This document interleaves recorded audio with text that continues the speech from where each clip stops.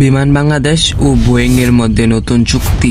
আকাশপথে সক্ষমতা বাড়াতে বড় ধরনের বিনিয়োগ যাচ্ছে বিমান বাংলাদেশ এয়ারলাইন্স। মার্কিন উড়োজাহাজ নির্মাতা প্রতিষ্ঠান বোয়িং এর কাছ থেকে 14টি নতুন উড়োজাহাজ কেনার চূড়ান্ত চুক্তি সম্পন্ন হয়েছে।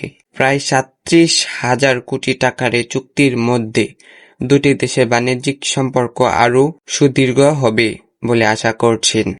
রাজধানীর একটি অভিজাত হোটেলে বর্ণাঢ্য আয়োজনের মধ্য দিয়ে সই হলো বহুল প্রতীক্ষিত এই চুক্তি। বিমান বাংলাদেশ এয়ারলাইন্সের পক্ষ থেকে এমডি ও সিইও কায়েদ সোহেল আহমেদ এবং বোয়িংয়ের পক্ষ থেকে ভাইস প্রেসিডেন্ট পল রিঘি নিজ নিজ প্রতিষ্ঠানের প্রতিনিধিত্ব করেন। প্রায় $3.7 বিলিয়ন মার্কিন বা বাংলাদেশি মুদ্রায় প্রায় 37,000 কোটি টাকার এই বিশাল চুক্তি বাংলাদেশ এভিয়েশন খাতের জন্য একটি বড় মাইলফলক।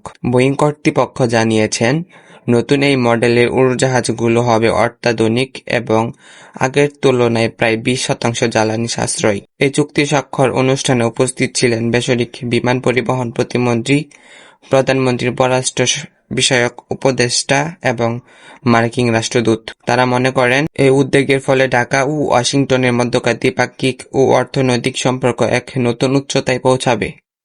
তবে এই নতুন বহন পেতে বাংলাদেশকে অপেক্ষা করতে হবে বেশ লম্বা সময়। চুক্তি অনুযায়ী 2031 সালের অক্টোবর মাসে প্রথম দফায় উড়োজাহাজগুলো সরবরাহ করবে বোয়িং। আর 14টি উড়োজাহাজ সম্পূর্ণভাবে বিমান বহনে যুক্ত হতে সময় লাগবে 2035 সাল পর্যন্ত। অর্থাৎ আগামী এক দশকের মধ্যে বাংলাদেশ আকাশের পথে এক বৈপ্লবিক পরিবর্তন আসতে যাচ্ছে। News desk, channel M24।